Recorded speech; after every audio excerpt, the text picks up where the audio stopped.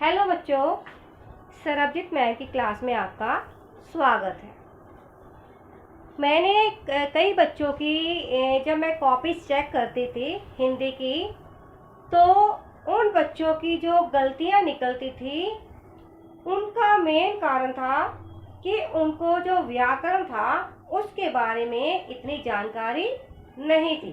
इसीलिए मैंने जो वीडियोस बनाई हैं वो व्याकरण के ऊपर ही बनाई है, ताकि बच्चे उसको देखें, समझें और फिर उसको वो अपने आप कर पाएंगे। ठीक है। और इन वीडियोस में बच्चों को रेक्टिफिकेशन नहीं करना, बस उनको एक समझना है, जैसे कि मैं आपको समझाती हूँ। ठीक है, तो फिर जो बच्चे हैं वो ऐसी गलतियाँ नहीं करेंगे। तो आज जो मैं आपके लिए टॉपिक लाई हूँ वो है स्वर, व्यंजन और वर्णमाला। क्योंकि आपको जो बेसिक नॉलेज है, जो बेसिक जानकारी है ग्रामर की, व्याकरण की, वो समझनी जरूरी है। अगर वो आपको समझ आ गई तो आप फिर अपने आप ही कर लेंगे। मैंने तो कई बच्चों को ऐसे देखा है, उनको मात्राएं तक लगानी नहीं आती। धीरे धीरे मैं आपको मात्राओं के बारे में भी जानकारी दूंगी। ठीक है, तो आज मैं आपको वर्णमाला के बारे में सिखाऊंगी कि वर्णमाला क्या होती है। ठीक है बच्चों, तो जानते हैं वर्णमाला क्या होती है। इसके लिए सबसे पहले आपको ये समझना है कि वर्णमाला दो चीजों से मिलकर बनती है, एक स्वर और दूसरा व्यंजन। तो स्वर किसे कहते हैं? स्वर होते हैं जैसे अ, आ, इ, ए, ओ, ऊ, ए, ओ, औ, छोटा अंक, बड़ा अंक खाली, ऋषि। अब मैं आपको एक चीज और बताना चाहूंगी कि कई बार हम इंग्लिश के शब्द बोलते हैं, जैसे डॉक्टर, ऑस्कर।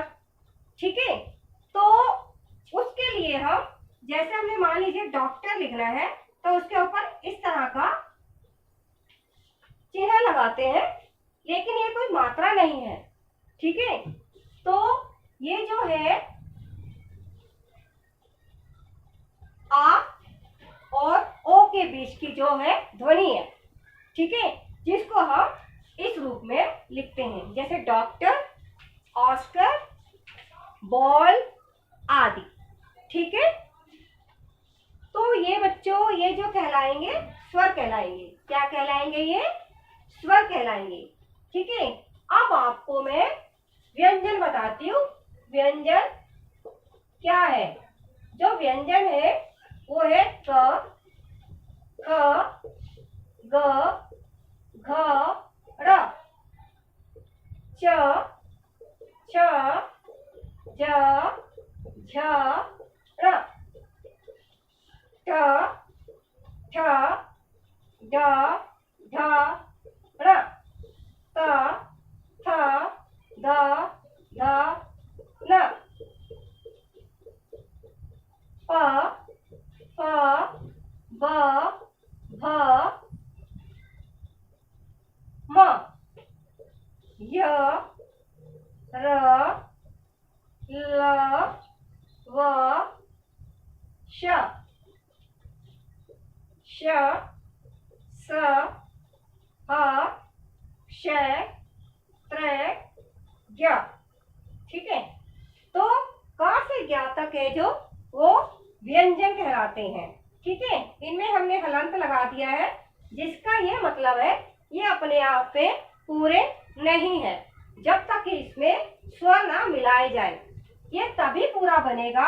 जैसे क में अगर हम आ जोड़ेंगे तो ये पूरा क कहलाएगा, तब इसमें हम हलंत नहीं लगाएंगे। ठीक है, इसीलिए हमने हलंत लगा रखा है, क्योंकि अपने आप में पूरे नहीं है। ठीक है, तो स्वर ये वाले होते हैं और व्यंजन ये वाले वाले होते हैं। अब इसमें जो 4 तरह के हैं संयुक्त व्यंजन है, यह मैं आपको आगे जब और दूसरी वीडियो में बताऊंगी। ठीक है बच्चों, किसी भी भाषा की वर्णमाला होती है, चाहे वो अंग्रेजी है, चाहे उर्दू है, चाहे फारसी है, चाहे हिंदी है, चाहे पंजाबी है। ठीक है, तो अब मैं आपको बताऊंगी वर्णमाला किसे कहते हैं या वर्णमाला क्या होती है। किसी भी भाषा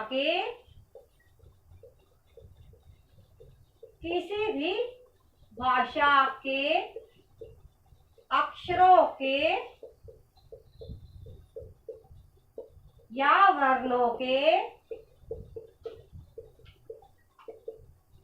क्रम से लगे समूह को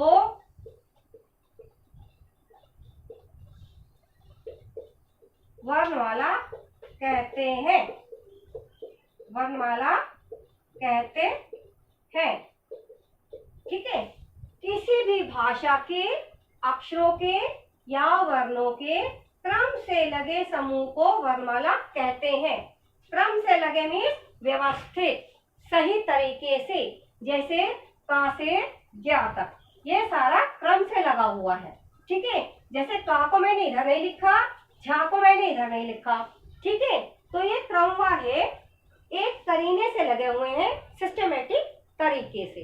तो हम कह सकते हैं कि वर्णमाला का मतलब है किसी भी भाषा के अक्षरों के या वर्णों के क्रम से लगे समूहों को वर्णमाला कहते हैं।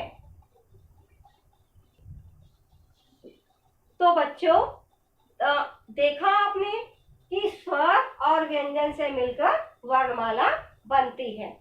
ठीक है, तो आपको ये सब समझ आ गया होगा। उम्मीद करती हूँ कि आप इसको अच्छी तरह से समझोगे और सीखोगे। यदि मेरा चैनल आपको पसंद आया तो इसे सब्सक्राइब करें, लाइक करें और शेयर करें। Thank you.